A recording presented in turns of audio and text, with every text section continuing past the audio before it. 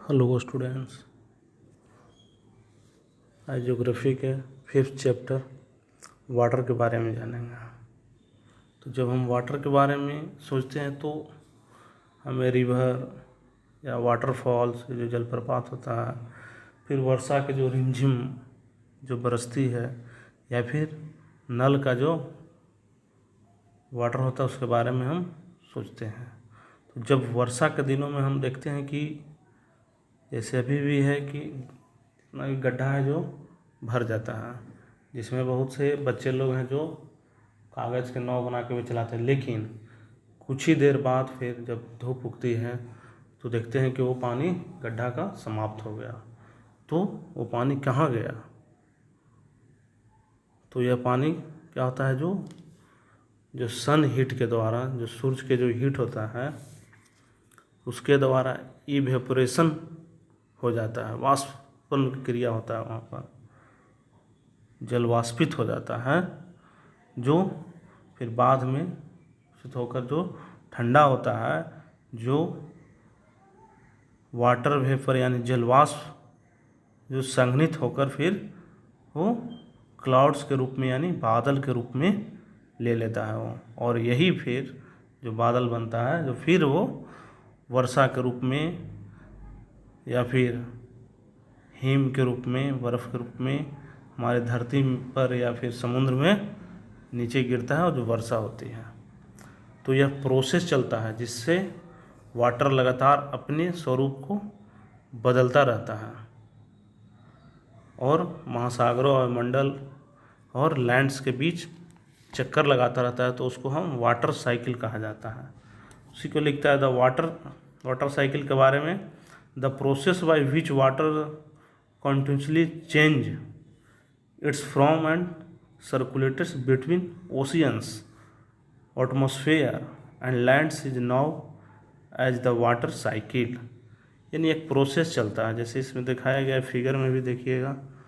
जो पहले क्या होता है, वो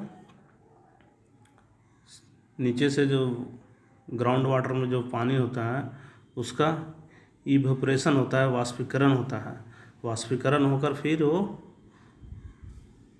ठंडा होते हुए ऊपर जाता है, फिर वो बादल के रूप में होता है और कॉन्सेंट्रेशन यानी संघनन होता है उसका और बादल बनता है।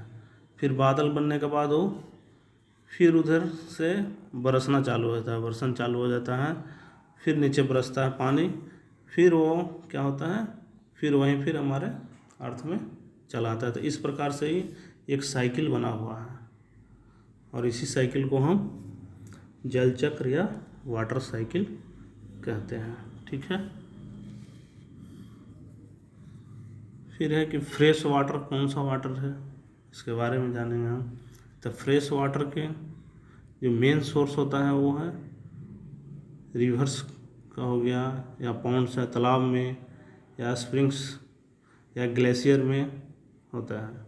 और जो साल्टी वाटर यानी जो लवणीय वाटर होता है, जल होता है, जो ओशियन और सी यानी समुद्र में पाए जाते हैं, लोग होता है। इनमें से इसमें क्या होता है, जो महासागर और जो समुद्र में जो होता है वो जल क्या होता है, उसमें अधिकांशतः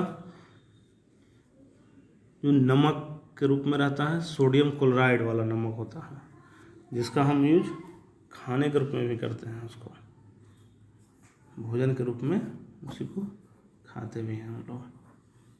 ठीक है। फिर है आगे दिखाया गया इसमें कि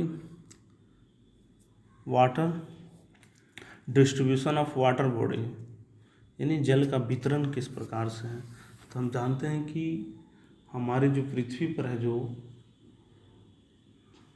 लगभग 3/4 यानी कि जो 3/4 भाग जो है, जो पृथ्वी जो वाटर से कवर्ड है यानी ढका हुआ है। सोच लो इतना पानी है इस पृथ्वी पर, फिर भी। और यदि जब हम मानते हैं कि जल की मान लीजिए इतना मात्रा है हमारे पृथ्वी पर, फिर भी क्या है, बहुत से देश में पानी की कमी है। ऐसा क्यों है? क्योंकि बहुत से जगह पर क्या है, पानी तो ज़रूर है, लेकिन इसमें देखिएगा 97% पानी है जो साल्टी है, यानी खारा पानी, लवणीय है, उसका वो पीने लायक नहीं है। इसके कारण कमी है धरती पर पानी का, पीने का पानी का, फ्रेश वाटर के। ठीक है, फिर जो दिखाया गया है इसमें डिस्ट्रीब्यूशन किस प्रकार से है हमारे जल के बारे में। पहले नंबर हम लोग जानते हैं salinity is the amount of the salt in the grams present in 1000 grams of water, यानी जो लवणता होती है जो 1000 ग्राम जल में कितना उसमें साल्टी यानी नमक की मात्रा जो है वो कितना है साल्ट का, वही लवणता होता है। तो लवणता हुआ 1000 ग्राम जो वाटर है उसमें कितना ग्राम नमक की मात्रा है। तो average salinity of the oceans is 35 parts पर 1000, यानी जो महासागर में है इसका लवणता का एवरेज जो औसत लवणता होती है वो 35% होता है, या 35 भाग कहिए 1000 में होता है। 1000 ग्राम पर 35 ग्राम मान के चलिए वहाँ पर साल्टी है, साल्ट की मात्रा। ठीक है, वही दिखाया गया है इसमें। फिर एक और है कि इजराइल में है जो डेड सी है, वहाँ मृत सागर है ये, जिसकी लवणता कितना है 340 ग्राम पर लीटर लवणता होती है। तो इतना में क्या होगा, जहाँ पर देखिएगा समुद्र में हम लोग तैरते क्यों हैं, छाला आ जाते हैं, वहाँ पर नहीं तैरने भी आता है वो भी तैरने लगेगा, छाला आ जाएगा। क्यों? क्योंकि वहाँ लवणता अधिक है, वहाँ पर नमक की मात्रा अधिक रहता है, इसके कारण। ठीक है, फिर देखते हैं कि किस प्रकार से डिस्ट्रीब्यूट किया गया है, हमारे डिस्ट्रीब्यूशन हुआ है वाटर का, किस प्रकार से वितरण किया गया है। तो महासागर में जो है ओशियंस में 97.3% वाटर है, जो ये क्या है, यह सेलाइन वाटर है, यानी ये कि लवण वाला वाटर है, नमकीन जिसको कहते हैं, सेलाइन वाटर है ये, नमकीन लवणकृत वाटर कहिए। हाँ, और फिर आइस कैप्स यानी बर्फ छत्रक के द्वारा जो 2% है, और फिर ग्राउंड वाटर जो भूमिगत जल हुआ वो 0.68% है। फ्रेश वाटर लेक का जो झीलों का जो अलवण जल, यानी कि जिसमें सलाइन वाटर नहीं हो, लवण नहीं हो, वो हुआ फ्रेश वाटर में मात्र है 0.009% है। ठीक है, फिर है inland sea and salt lake, यानी स्थलीय समुद्र एवं नमकीन झील में भी मात्र 0.009% है। और फिर एटमॉस्फेयर में भी वाटर की मात्रा होती है, वो है 0.0019% है।